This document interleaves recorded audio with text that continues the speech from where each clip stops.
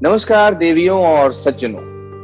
The मुसाफिर किस्सों वाला studio with Vijay Singh में आप सभी का हार्दिक स्वागत है। उम्मीद करते हैं कि आप सभी बेहद स्वस्थ, व्यस्त और मस्त होंगे। हम सभी अपने जीवन में किसी विशेष मुकाम पर पहुंचने के सपने देखते हैं। उन सपनों को हासिल करने की पूरी शिद्दत से कोशिश भी करते हैं, लेकिन कई बार परिस्थितियां हमारे पक्ष में नहीं होती और हम सपनों से समझौता कर लेते हैं। द मुसाफिर किस्सों वाला स्टूडियो में हम लेकर आए हैं उनकी कहानी, जिन्होंने अपने कठिन परिश्रम, त्याग और समर्पण के माध्यम से विपरीत परिस्थितियों को पराजित करने का काम किया है, उस पर विजय हासिल करने का काम किया है। अपनी जिद से अपनी तकदीर लिखने वाले एक ऐसे ही शख्स आज हमारे इस शो के मेहमान हैं, श्री अभिषेक सिंह जी। कैसे भर दी नदियां मैंने आंखें निचोड़ के, दिल तोड़ के। अभिषेक सिंह 2011 बैच के आईएएस अभिषेक सिंह को प्रशासनिक कौशल विरासत में मिला। आईपीएस पिता की उंगली पकड़कर बचपन बिताने वाले अभिषेक यूपी काडर के आईएएस में चयनित होते ही अपनी कार्यकुशलता एवं नवीन प्रणाली से प्रकाश में आ गए। एक मुकाम पर पहुंचकर एहसास हुआ कि उनमें एक अभिनेता भी बसता है। अभिषेक ने अपने हुनर को पंख देने की ठानी और प्रशासनिक जिम्मेदारियों के साथ ही सिने जगत का रुख कर लिया। अभिषेक का हालिया रिलीज गाना दिल तोड़ के ने 13 करोड़ से ज्यादा दर्शक बटोरे और देखते ही देखते वो सिने जगत का बेहद चर्चित चेहरा बन गए। प्यार का किस्सा खत्म हो गया तो क्या, जिंदगी की कहानी अभी बाकी है। हाय दिल तोड़ के। शॉर्ट फिल्म 4:15 से अपने अभिनय कौशल का परिचय देने वाले अभिषेक बहुत जल्द नेटफ्लिक्स की बहुचर्चित web series Delhi crime season 2 में आईएएस अधिकारी के किरदार में नजर आएंगे।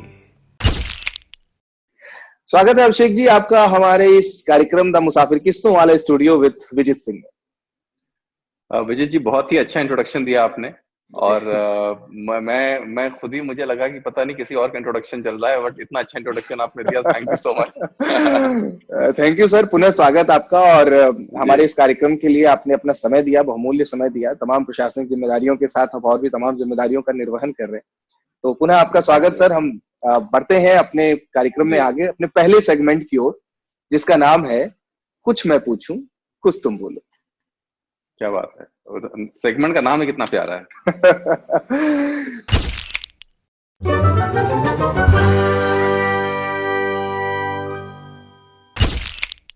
तो बढ़ते हैं पहले प्रश्न की तरफ सर।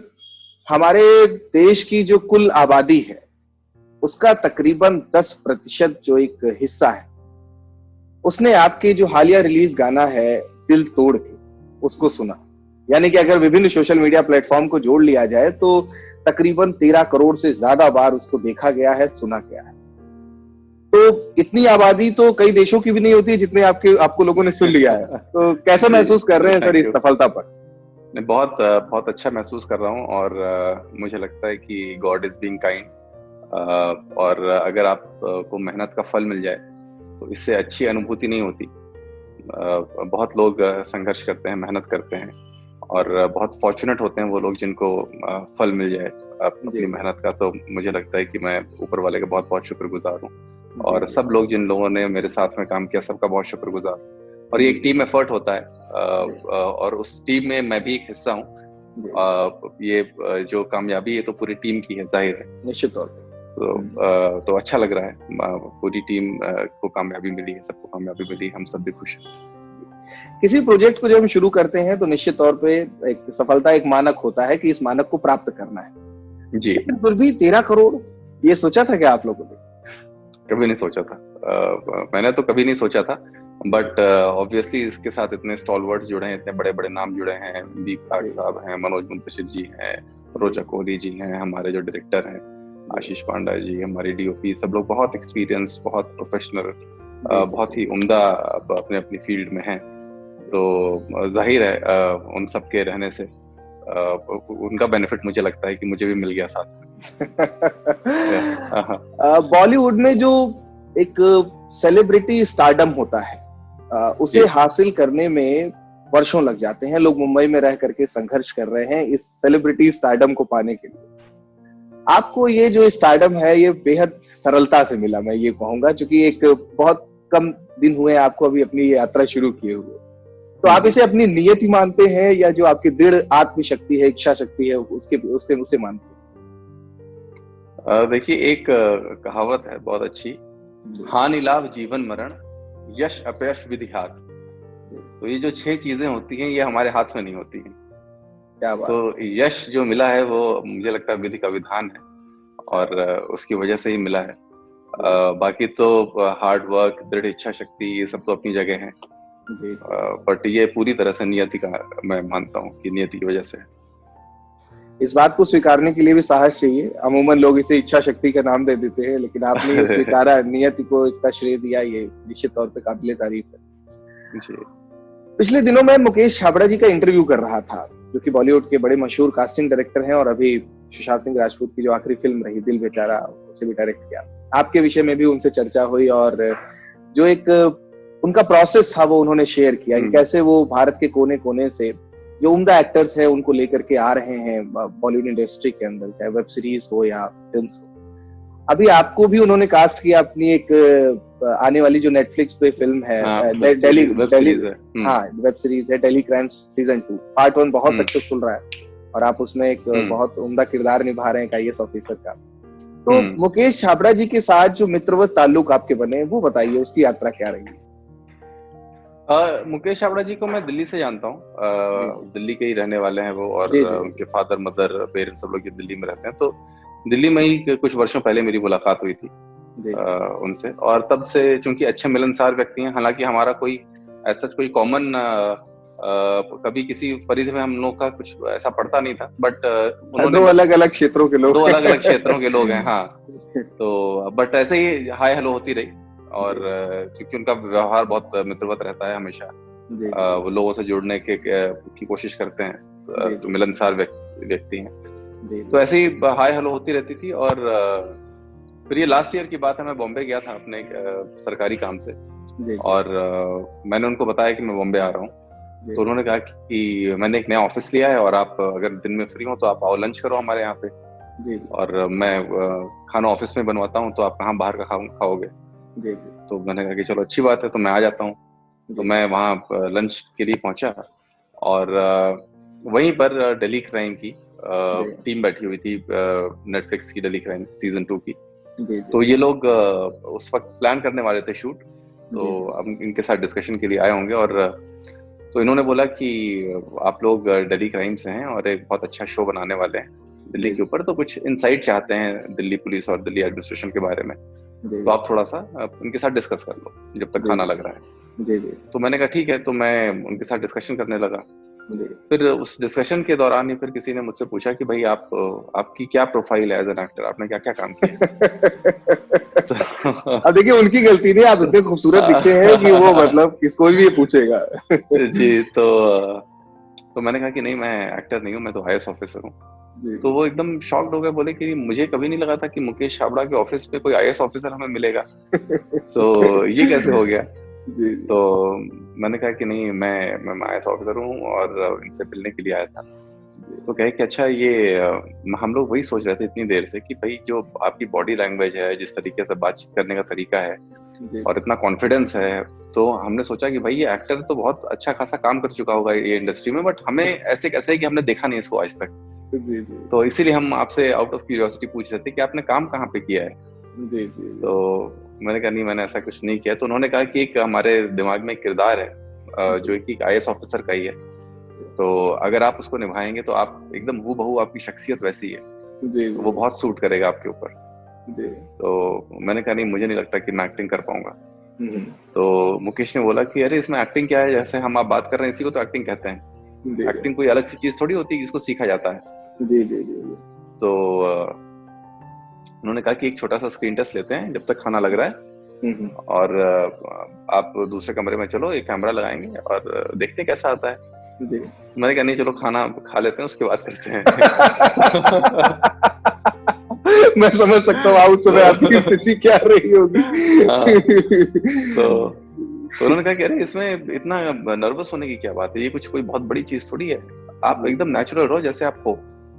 तो मैंने कहा चलो ठीक है। तो मेरे को दूसरे कमरे में ले गए और उन्होंने मुझे बिठा दिया, अब 2 लोगों को सामने बिठा दिया, क्या कि ये 2 लोग आप अपने ऑफिस में बैठे हो और ये 2 लोग आपके पास कोई अपनी समस्या लेके आए, अब आप इनसे बात करो, कैसे बात करोगे।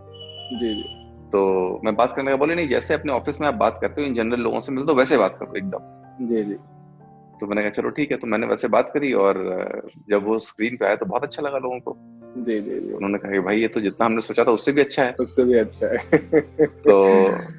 तो फिर उन्होंने बोला कि भाई अब देख लो, अब कॉल आपको लेनी है कि आपको क्या करना है, अब हमारी तरफ से तो सब कुछ ओके है। जी जी। तो फिर हमने सोचा कि चलो देखते हैं, ये तो एक जिंदगी का नया डायमेंशन है जो कभी आज तक एक्सप्लोर नहीं किया, जी तो ये करके भी देखते हैं क्या कैसा लगता है। जी जी। तो वहां से फिर अभिनय के दौर के सफर की शुरुआत हुई। जी जी। अरे सामान्य तौर पे सर मुकेश छाबड़ा जी सामान्य तौर पे वर्कशॉप्स भी करते हैं किसी भी कैरेक्टर के प्रिपरेशन के लिए, तो क्या आपके साथ भी वो प्रक्रिया रही सिलेक्शन? हाँ, जब शूट जब शुरू होने वाला था तो उसके पहले उन्होंने कराया। अरे वाह। उसके पहले उन्होंने कराया और बहुत फायदा हुआ। जी। और अच्छा खासा रिहर्स किया, क्योंकि बहुत बड़ा प्लेटफॉर्म है नेटफ्लिक्स, और उन्होंने मुझे बोला मुकेश ने कि भाई ये रोल के लिए लोग कितना स्ट्रगल करते हैं, ये तो आपकी किस्मत है कि आप यहाँ पे बैठे हो और यहाँ पे सब लोग बैठे हैं और आपको बैठे बैठाए लंच पे आपको रोल मिल रहा है, बहुत बड़ी बात है। तो उन्होंने कहा आप शायद रियलाइज नहीं कर रहे हो ये कितनी बड़ी चीज है, जो कि आपको ऐसे ही मिल गई। तो अब चूंकि ऑब्वियसली जब हमें शूट पे जाना था तो वहाँ पे सारे के सारे प्रोफेशनल एक्टर्स हैं, शिफाली शाह जी हैं, आदिल हुसैन साहब हैं, सब लोग बहुत बड़े अपने क्षेत्र में बहुत ही बड़ा नाम है। तो उनके सामने जब एक्टिंग करनी है तो फिर उस लेवल की होनी चाहिए।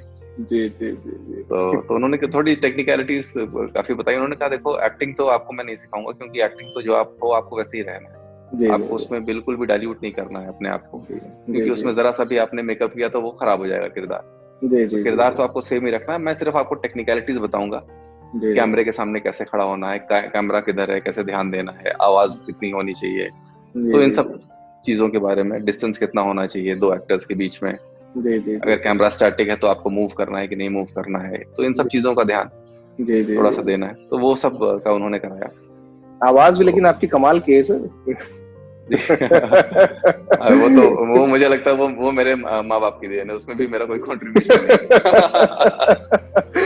ये आपकी विनम्रता है कि आप सारा श्रेय नियति और बाकी सबको दे रहे हैं, माता पिता और सबको, ये आपकी विनम्रता है, और ये विनम्रता ही जो है सफलता का एक मानक बनता है निश्चित तौर पे। दिल्ली कितना स्पेशल है सर आपके लिए, क्योंकि दिल्ली में ही आपने आईएएस की प्रिपरेशन भी की और दिल्ली से ही आपको एक इतना बड़ा स्टारडम भी मिला हुआ है, तो कितना स्पेशल है आपके लिए दिल्ली? नहीं, दिल्ली बहुत स्पेशल है। मेरा कार्टर तो यूपी है। शुरुआत तो मैंने अपने नौकरी की उत्तर प्रदेश से की और उसके बाद में दिल्ली आया। दिल्ली में अब 5 साल हो गए लगभग। बट दिल्ली में मुझे जितना कुछ सीखने को मिला, मुझे लगता है कि अपनी नौकरी में एक बहुत बड़ा एक्सपोजर मिला है मुझे दिल्ली में। ऑड इवन की जो यहाँ स्कीम इम्प्लीमेंट हुई, उन दोनों ऑड इवन का इंचार्ज मैं था। तो पूरे भारत में आज तक कभी इम्प्लीमेंट नहीं हुई थी, पहली बार दिल्ली में इम्प्लीमेंट होने जा रही थी। तो पूरी दिल्ली में उसको इम्प्लीमेंट कराना तो एक बहुत सौभाग्य का काम था, बहुत बड़ी जिम्मेदारी का काम था, जिसको हम लोगों ने बहुत अच्छे से इम्प्लीमेंट किया। पूरे देश में सराहना हुई ऑड इवन की। तो वो मैं बहुत प्राउड फील करता हूँ कि मैं उसका पार्ट था।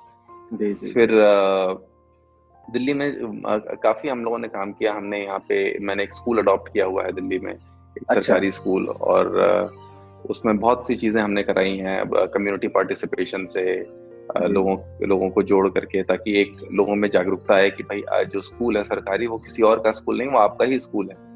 और सरकार और लोगों के बीच में जो गैप रहता है कि भाई ये तो सरकारी स्कूल है, ये तो इतनी अच्छी व्यवस्था नहीं होती होगी, तो मैंने कहा कि आप आओ, उस व्यवस्था को आप ठीक करो, आप जी, जी। सरकार से मत अपेक्षा करो कि कोई और है। सरकार के लोग भी आपके ही बीच के हैं, जो आपसे ही बीच में लोग रहते हैं, वही उठ करके जाते हैं, वही नौकरी करके वापस आ जाते हैं फिर आपके समाज में। तो जी, ऐसा जी, नहीं कि सरकार में कोई एलियन लोग काम करते हैं। जी, जी, तो जी, आप थोड़ा उनकी समस्या भी समझो। मैं जी, लोगों को स्कूल के विजिट पे बुलाया कि आप लोग आओ, देखो, जी, समझो कि क्या कंस्ट्रेंट्स हैं। सरकार के पास फंड कहाँ है जी, जो जी, इसको जी, फंड कर पाए। आप लोग इसमें कैसे अपना कंट्रीब्यूशन दे सकते हो, योगदान दे सकते हो। जी, जी, तो इस तरह की कई कई स्कीम्स हमने शुरू की। एक डिस्ट्रिक्ट टू स्कूल करके हमने स्कीम शुरू की, जिसमें किसी भी स्कूल के बच्चे को जी, कोई भी सर्टिफिकेट बनवाना हो तो उसको अपने स्कूल से बाहर जाने की जरूरत नहीं है। वो जी। डिस्ट्रिक्ट एडमिनिस्ट्रेशन उसके स्कूल के दरवाजे पे आया करके उसकी सर्टिफिकेट बनाएगा। अरे वाह! तो जी, एक मैंने स्कीम शुरू की। तो जी, ऐसे जी, करके फिर मैंने बहुत बड़ा यहाँ पे one of the biggest encroachments था, एंटी एनक्रोचमेंट ड्राइव मैंने चलाई। जी, जी, जी, 5 एकड़ की जमीन थी, वो खाली करा करके एजुकेशन डिपार्टमेंट को दी। जी, जी, और जी, उसके ऊपर सालों से एनक्रोचमेंट चल रहा था और बहुत घनी बस्ती में एनक्रोचमेंट था।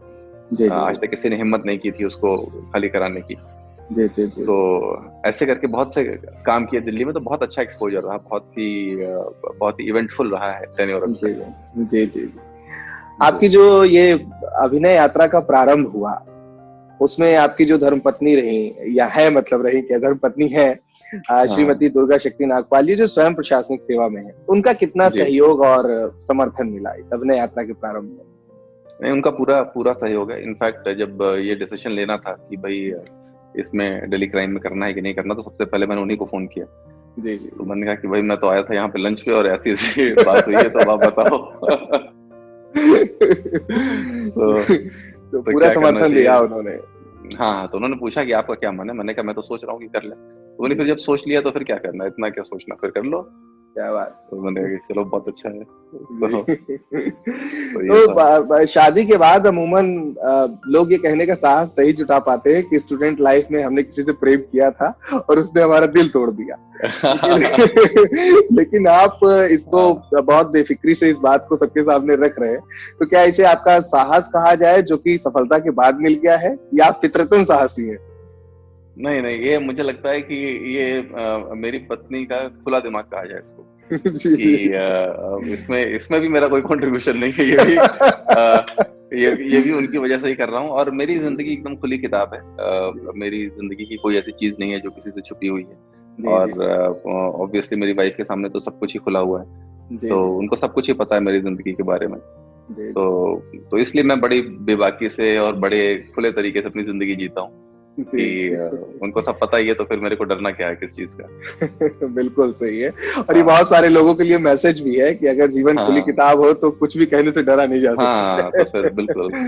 बहुत अच्छा। सर, दो महत्वपूर्ण पड़ाव आपने जीवन में हासिल किए। पहला आईएएस, जो निश्चित तौर पे जो सिविल सर्विस एस्पिरेंट्स होते हैं उनका सपना होता है आईएएस बनना, और दूसरा ये जो अभी एक स्टारडम आप एंजॉय कर रहे हैं इस वर्तमान दौर में। और जी। अभी जैसा कि मैं सुन रहा था, अभी आप फिर स्टडी लीव लेकर के फिर कुछ पढ़ाई करने जा रहे हैं। तो अगला पड़ाव क्या है? अभी और भी कुछ ऐसा मानक आपने बना रखा है जिसे हासिल करना शेष रह गया है? अब मैं थोड़ा एक मेरी विचारधारा है जो मैंने इतने दिनों में एडमिनिस्ट्रेशन में अनुभव किया है। जी, और मैंने ये माना है कि अगर आपको सोसाइटी का, देश का विकास करना है, जी, जी, तो विकास टेंजिबल नहीं होता है। विकास आप सिर्फ सड़कें बना के, आप बड़े बड़े होटल्स बना के, मॉल्स बना के, बिल्डिंग्स बना के जी, आप विकास नहीं कर सकते हैं। विकास के लिए बहुत जरूरी है समाज की बुनियादी सोच को बदलना, जी, एक जन चेतना जगाना।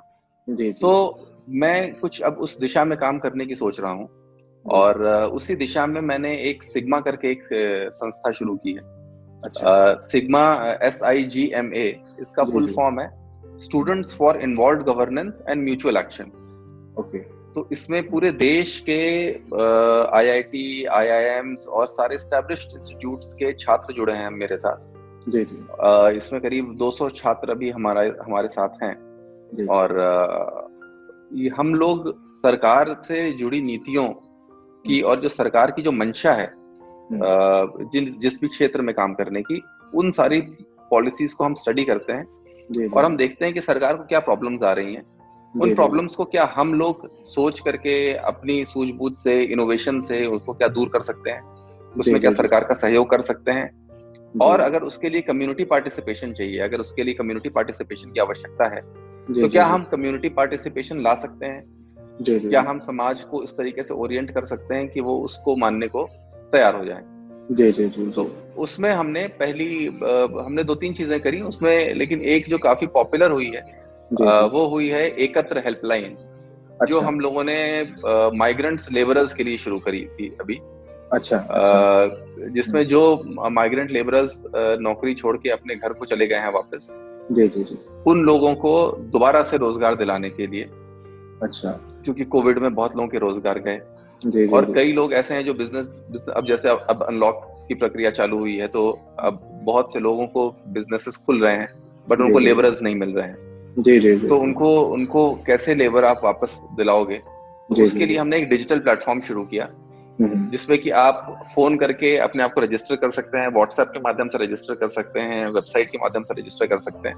जी, जी, जी, और उसमें करीब 1 लाख लोगों ने रजिस्ट्रेशन भी कर लिया, 1 लाख अरे वाह, मजदूरों ने रजिस्ट्रेशन कर लिया है। हाँ जी। जी, जी, और जी, हमने करीब 2,500 लोगों की नौकरियां भी लगवा दी उसमें, अरे वाह, और दिल्ली में ही।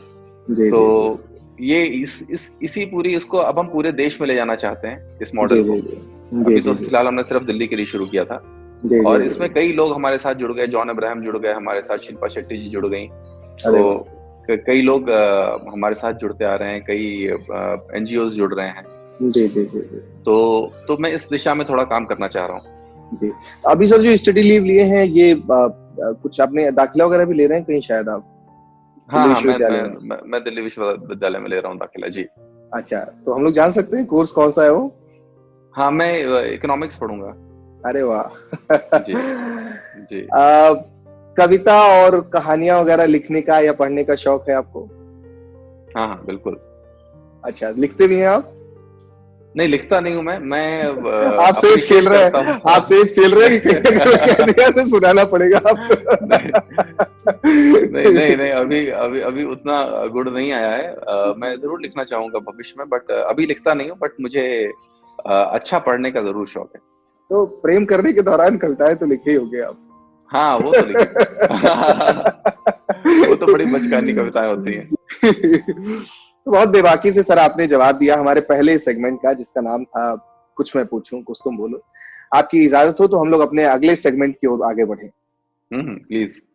हमारा अगला सेगमेंट है पहली पहली बार। हम्म।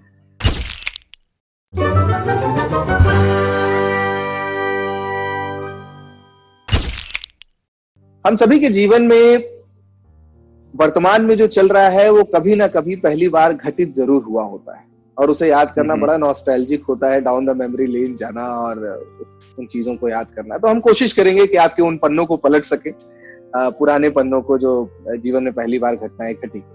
तो शुरू करते हैं सर हमारा ये सेगमेंट पहली पहली बार। जी। सबसे पहली बार प्रेम कब हुआ आपको? अरे वो तो बहुत पहले हुआ था, वो नहीं बताऊंगा अच्छा, सबसे पहली बार कब ऐसा लगा कि मतलब मैं सिर्फ अभी ये जो हालिया सफलता मिली है उसके बाद सबसे पहली बार कब ऐसा लगा कि हाँ मतलब स्टारडम मिल गया, लोग जानने लगे, स्टारडम, पहचानने लगे? देखिए स्टारडम तो मुझे नहीं लगता, स्टारडम तो बहुत बड़ा शब्द होता है। मुझे नहीं लगता कि स्टारडम के मैं कहीं दूर दूर तक करीब भी हूँ। बट हाँ, ये जरूर है कि रिकॉग्निशन जरूर मिली है इस गाने को, और एक थोड़ी अलग पहचान की और थोड़ा सा गाड़ी आगे बढ़ी है, बस ये है। जी जी। तो सबसे पहली बार ऐसा कब लगा जीवन में कि असफलता हाथ लग गई? कि सफलता हाथ लग गई? असफलता फेल्योर। सफलता तो आपके जीवन में भरी पड़ी है असफलता में हम लोगों की रुचि है नहीं, असफलता मुझे क्लास 3rd में लगा था। जी जी। और मेरे पापा ने मुझे बोला था कि तुम फर्स्ट आ जाओगे तो तुमको साइकिल मिलेगी। जी। तो 3rd क्लास का हाफ ईयरली एग्जाम था और मैंने बहुत पढ़ाई करी थी जी। और मैं उसमें फर्स्ट नहीं आ पाया, मैं उसमें सेकंड आया था। अच्छा। तो वो मुझे बहुत खराब लगा था क्योंकि मुझे बहुत ज्यादा मन था साइकिल लेने का। जी जी। और पापा हमारे भाई बहुत स्ट्रिक्ट है, तो उन्होंने कहा कि, तो सब लोगों ने बोला कि भाई अब दे दो साइकिल। तो पापा ने कहा किस चीज की साइकिल? जब मैंने कहा कि फर्स्ट आएगा तो साइकिल मिलेगी, तो फर्स्ट आए कहाँ ये? जी जी तो फिर खैर फाइनली मैं अपने फाइनल एग्जाम में फर्स्ट आया जी जी। और साइकिल मिली, बट वो मुझे बहुत खराब लगा था बहुत दिनों तक। जी और मुझे समझ नहीं आया कि मैं क्यों सेकंड आ गया, फर्स्ट क्यों नहीं आ पाया। तो आपकी ये पीड़ा तो जो है ये भारत के लगभग सभी स्टूडेंट्स की है। जब अरे बहुत प्रलोभन दिया जाता है कि ये कर लो तो ये मिलेगा। कि ये कर बिल्कुल। सबसे पहला मोबाइल फोन कौन सा खरीदा आपने? सबसे पहला तो हमारे पास वो छोटा सा जो नोकिया का होता था, 3310। 3310। अच्छी बात यह है कि ये जो पीढ़ी बड़ी हुई है वो सभी की शुरुआत वही 3310 से ही हुई है। वही से हुई है, बिल्कुल। सबसे पहली बार घर वालों से छुप करके सिनेमा हॉल में सिनेमा देखने गए हो आप? हाँ, मैं क्लास 9th में गया था सबसे पहली बार घर वालों से छुप करके। घर वाले अगर देख रहे हो तो सुन ले भाई। लेकिन मैं बताऊं, वो जो अनुभव होता है ना, इतनी ज्यादा फ्रीडम का होता है, वो मतलब सोचा नहीं जा सकता। इतना फ्री मुझे लगता है कि आज मैं उतना फ्री नहीं फील करता जितना मैं उस दिन फ्री फील कर रहा था, जिस दिन मैं बैठ करके दोस्तों के साथ पिक्चर देख रहा था। ऐसा लगता था कि पूरा ये सिनेमा हॉल मेरा, पूरा जहां मेरा है। और 10-15 रुपए की, 20 रुपए की टिकट जो होती थी उस टाइम पे, वो खरीद करके आप बैठो और आराम से अगल बगल दोस्त लोग हों, तो लगता था कि यार पता नहीं क्या पा लिया। तो कमाल की फीलिंग होती है। सबसे पहली बार अपने काम के लिए कब और कितना पेमेंट मिला? सबसे पहले तो मेरा IAS का ही था। अच्छा, उसके पहले कभी कुछ ऐसा नहीं था? उसके पहले नहीं, कभी कुछ काम नहीं किया। तब तो सैलरी नहीं पूछूंगा मैं। सबसे पहली बाइक कौन सी खरीदी आपने? हमारे पास सबसे पहले एक मोपेड होती थी, और वो पापा ने मुझे गिफ्ट करी थी क्लास 10th में। तो वो हीरो शक्ति आती थी, 3G, जिसमें तीन गियर होते हैं। एक तो 2G आती थी, हीरो पोक। हीरो पोक से एक एडवांस वर्जन था, हीरो शक्ति 3G। तीन गियर वाली आती थी। उसको बहुत ही ग्लैमरस समझा जाता था उस टाइम पे, अपने जमाने में। वो थी। ये याद करना कितना नॉस्टैल्जिक है कि मतलब वो दौर याद आ गया। वो मतलब आप बताए तो बाइक का पूरा चित्र आ गया सामने। हाँ। सबसे पहला मित्र कौन बना आपका? थोड़ा पीछे जाना पड़ेगा स्टूडेंट लाइफ में। सबसे पहला मित्र तो मेरा नर्सरी में ही बना था, ज्ञान करके लड़का था। अब तो मुझे नहीं पता कहाँ है, बट मैं बचपन में बहुत ज्यादा डरपोक और शर्मीला तो मैं अभी भी हूँ, लेकिन मैं डरपोक भी बहुत था। और मुझे कोई भी धमकी दे देता था, मैं रोने लगता था। तो वो ज्ञान जो मेरा दोस्त था, वही थोड़ा मुझे सपोर्ट करता था। तो वो मुझे इसलिए याद है क्योंकि वो फिर मेरे साथ प्रेप फर्स्ट तक, सेकंड तक रहा वो मेरे साथ। फिर फिर सेकंड में, पहले मैं प्रतापगढ़ में था, पापा वहाँ पोस्टेड थे। तो वहाँ पे सेंट जॉन्स एकेडमिक स्कूल है, तो वहाँ पे हम लोग पढ़ते थे। उसके बाद फिर मैं इलाहाबाद आ गया। फिर तो कभी बातचीत नहीं हो पाई उससे। चलिए, उम्मीद करते हैं इस इंटरव्यू के माध्यम से ज्ञान जी भी हम लोगों से जुड़ेंगे। पहली बार सर प्रिंट मीडिया में कब खबर आई आपकी? सबसे पहली बार प्रिंट मीडिया में खबर आई जब मेरी वाइफ ने नोएडा में सैंड माइनिंग के अगेंस्ट वो एक्शन लिया। तो उस वक्त उनके नाम के साथ मेरी भी खबर आ गई।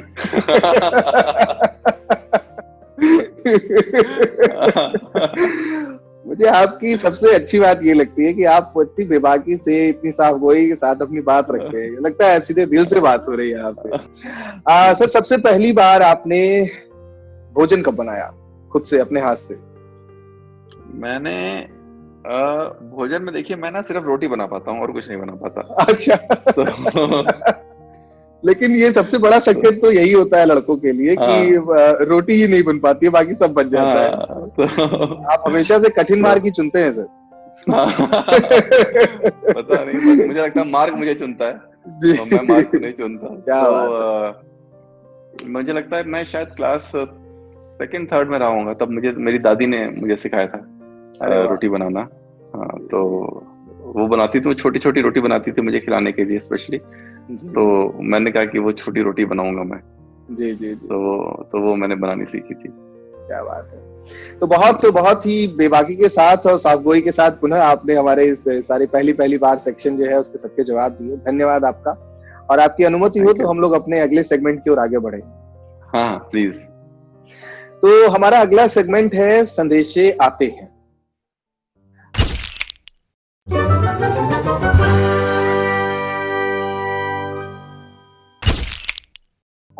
हमारे जो व्यूअर्स हैं, जो अलग अलग हमारे इस इवेंट के व्हाट्सएप ग्रुप बने हुए हैं, फेसबुक ग्रुप्स बने हुए हैं, वहां पे जब पता चला कि आज आप हमें ज्वाइन कर रहे हैं, तो कल ही हमें इनफैक्ट इतनी देर में पता चला कि आप आने वाले हैं, और जब पता चला तो प्रश्नों की बाढ़ सी आ गई कि लेकिन अरे वाह। हमारी अपनी सीमाएं हैं, बाध्यताएं हैं कि हम 3 ही प्रश्न ले सकते हैं अपनी इस सेगमेंट में।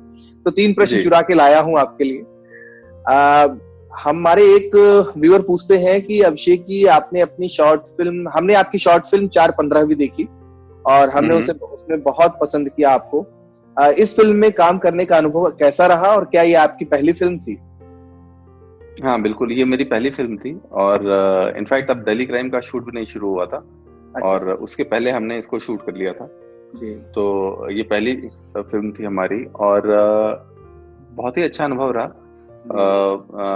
हमारे साथ जो आर्टिस्ट थे, जो हमारे को एक्टर थे, वो तो नेशनल स्कूल ऑफ ड्रामा के थे। अच्छा। जो डायरेक्टर थे वो भी बहुत प्रेस्टिजियस फिल्म इंस्टीट्यूट के पास आउट थे।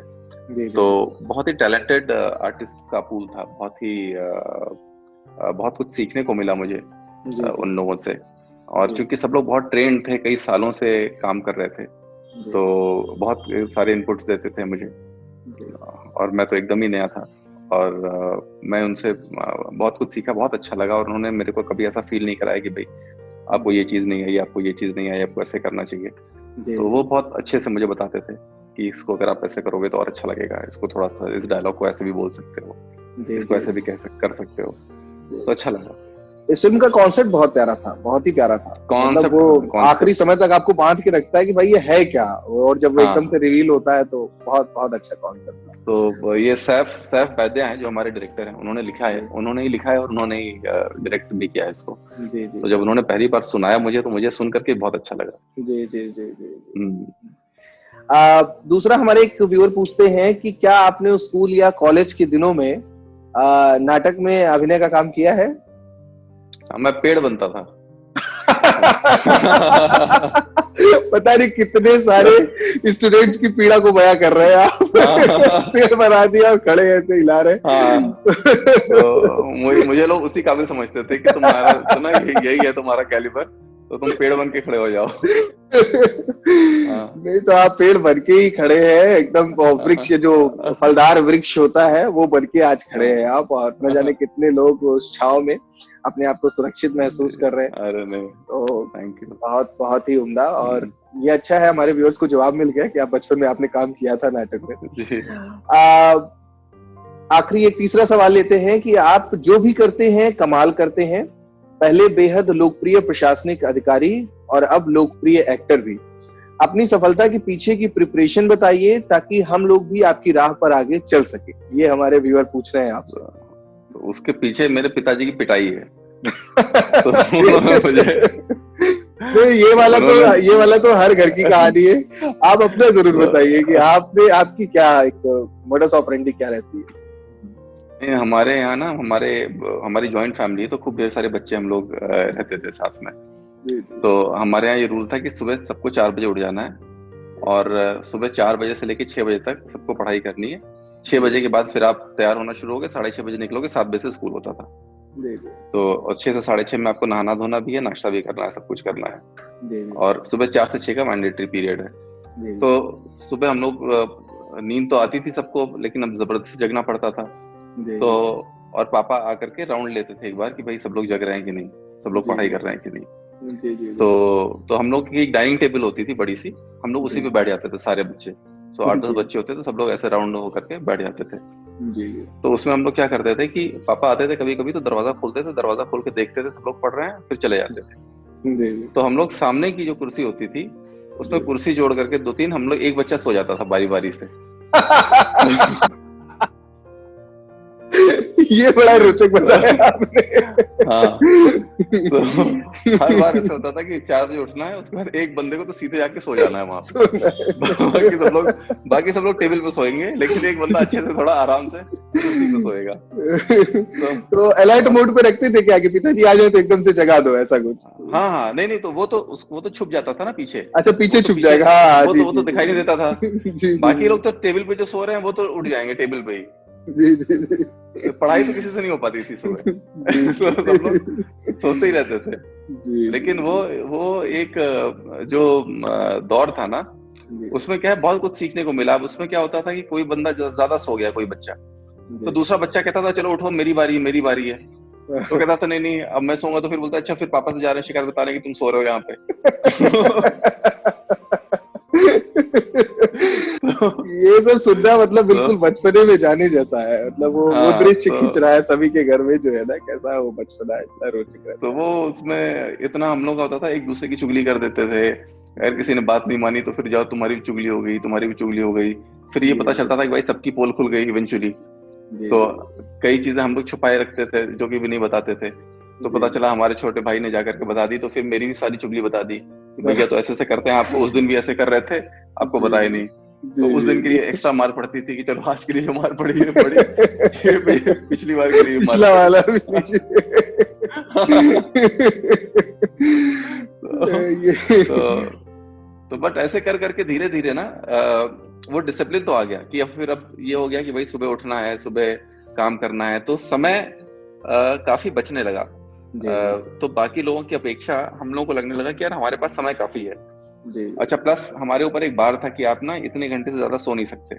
जी तो हम लोग 6 घंटे से ज्यादा सोना अलाउड ही नहीं था जी कि आप 8 घंटे भी सो लो, 10 घंटे भी सो लो, ऐसा नहीं। फिर आपको सैटरडे संडे में अगर आपको सोना है तो आप सो सकते हो, जी बट नॉर्मल डेज में हमारा टाइम टेबल ऐसा शेड्यूल होता था कि आप उससे ज्यादा सो नहीं सकते। और अगर आपको सोना है उससे ज्यादा, तो फिर आपको पढ़ाई अपनी उसके पहले कंप्लीट करनी पड़ेगी।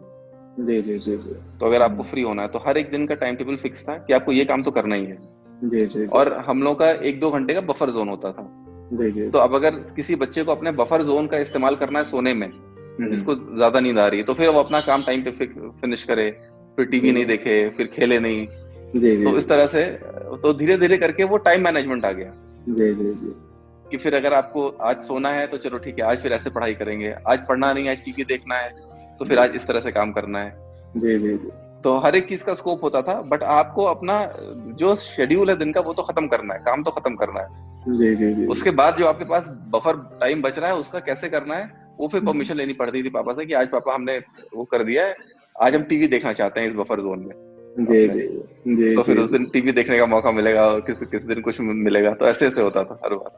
तो ये जो शेड्यूलिंग है लाइफ की और जो एक टाइम मैनेजमेंट है, उसने बड़ी निर्णायक भूमिका निभाई आपके जीवन में। उसने उसने मुझे लगता है हम सब बच्चों में, जी जी हम सभी बच्चों में एक जो सेंस ऑफ डिसिप्लिन इनकलकेट किया, और सुबह उठने में जो आलस आता था उसको तोड़ा।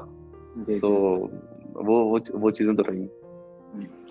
तो हमारे जो व्यूअर्स थे उनके सवालों के जवाब देने के लिए आपका बहुत बहुत धन्यवाद। और हम आपकी इजाजत हो तो हम अगले सेगमेंट की ओर बढ़े। बिल्कुल, प्लीज। तो हमारा ये आखिरी सेगमेंट है जिसका नाम है चलते चलते।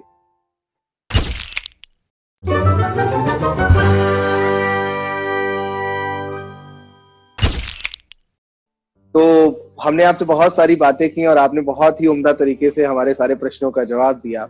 इस सेगमेंट में हम आपसे गुजारिश करेंगे, हम अपने सभी गेस्ट से गुजारिश करते हैं कि कुछ भी अपने जो आपका एक कंफर्टेबल जोन है, जो आपको सुनाने में खुशी हो, आप सुना सकें। तो मैं गुजारिश करूंगा कि अभी जो हालिया दिनों में बेहद लोकप्रिय हुआ आपका ये गाना दिल तोड़ के, उसमें शुरुआत और आखिरी की जो पंक्तियां हैं वो बहुत प्यारी है, और जैसा कि मुझे पता चला आप ही की आवाज है वो, तो आप प्लीज अगर हमें वो सुना सकें। तो मैं दोनों ही सुनाता हूँ, शुरू और आखिरी की पंक्तियां। स्वागत है। तो शुरुआत होती है जब ये लड़का अपनी दास्तां बयां कर रहा होता है, और उसके पहले का प्रेल्यूड है कि वो कितना प्यार करता था एक लड़की से, और अब उसकी दास्तां सुनाएगा। तो कहता है, सवाल एक छोटा सा था जिसके पीछे ये पूरी जिंदगी बर्बाद कर दी, भुलाऊं किस तरह वो दोनों आंखें, किताबों की तरह जो याद कर ली। क्या बात है, क्या बात है। तो कितना मुश्किल है उसको कि मैं कैसे भुलाऊं ये ये वो दोनों आंखें जिसको मैंने किताबों की तरह एक जमाने में याद किया हुआ है। याद कर लिया, क्या बात है, तो बहुत गहराई लिए हुए हैं ये शब्द जो है। तो और आपने बहुत आपकी बहुत आपकी आवाज और उस आवाज में जो तड़प है वो उसको और जीवंत बना दे रही है।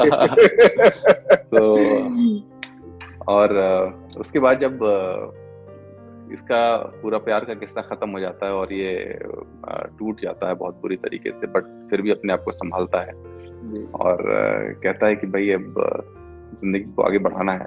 जी जी तो कहता है कि सिर्फ दिल टूटा है, सांस नहीं, धड़कनों में रवानी अभी बाकी है, प्यार का किस्सा खत्म हो गया तो क्या, जिंदगी की कहानी अभी बाकी है। क्या बात है, क्या बात है। और इस लाइन, इन पंक्तियों के माध्यम से तो एक बहुत बड़ा संदेश भी दिया गया है जो यूथ है, बहुत बड़ा संदेश है बिल्कुल कि बिल्कुल, क्योंकि जिंदगी जो है बहुत लंबी है और जिंदगी आपकी वैसे ही बनती है जैसा आप उसको बनाते हो, जैसा आप देखते हो। जी तो वो कहते हैं कि there is life beyond heart breaks and love.